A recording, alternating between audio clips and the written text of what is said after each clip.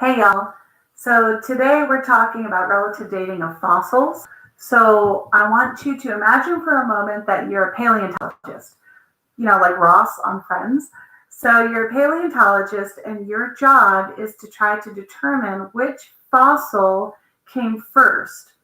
So you're out in the field and you're working with a geologist who studies rocks and you go and take core samples. And what a core sample is, if you can imagine for a moment a straw, and let's say you take a straw and you put it down into a cupcake.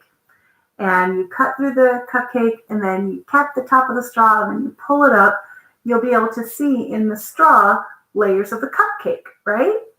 Well, the same kind of thing is happening out in the real world with geologists or paleontologists.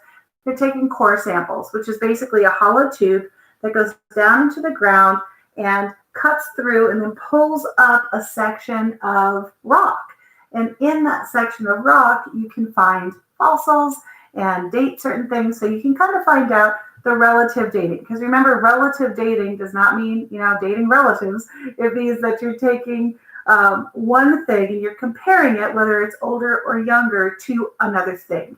You might not know that it's 65 million years old, but it's older than the mammoth or something like that. All right. So let's say you're out and you're doing all of these different, I just realized I didn't grab the tape. I'll figure it out.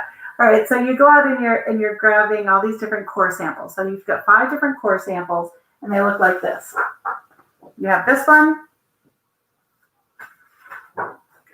You found evidence of a 3-toed horse. You found saber-toothed cat, and you find a Myaci. You take another core sample and you find another saber-toothed cat, a Myaci, but you also find some creodon. You take another core sample and you can kind of see where we're going with this. You have astrocod, 3-toed horse, and a saber-toothed cat.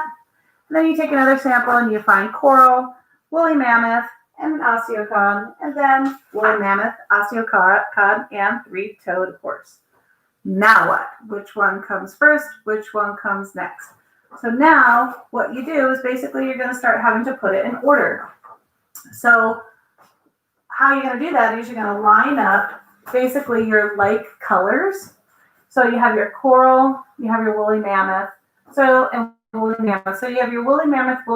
When you put those together, you'll see that other things start lining up as well. So now you have your osteocod that's lined up as well. You have another osteocod. You're going to match it up here. And you're going to see that the 3-toed horse, and saber-toothed cat are all matching up as well. And I'm going to need tape or another arm, so I'm going to have to actually stop here for right now and say, okay, well, if I've got these, then which one came first? Which one is the oldest one? The oldest one will be the one on the bottom. Which one is the youngest one? The one on the top. So now let's see if we have another one that we can put into our puzzle here. Put those 2 back together. And now we're going to have this one right here. Well, this one has a saber-toothed cat. So I'm going to match up the saber-toothed cat with the saber-toothed cat, and you can kind of see how my puzzle is getting even bigger. So I have my saber-toothed cat here, and then I have my saber-toothed cat here. And I'm going to mix and match and figure out which one came first and which one came last. So I have here, I can't believe I forgot my tape or my magnets, but there you go. I have here,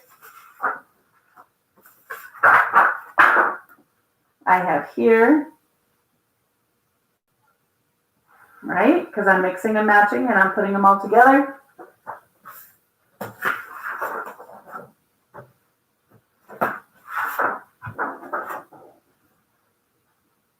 And I have here.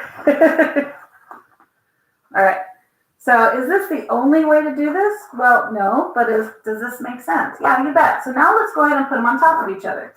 So this can go on top like this. This one, we can't fit this one yet. This one we can put like this.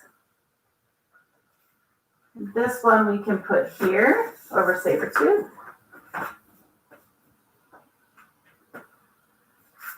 And then this one fits right here in the middle.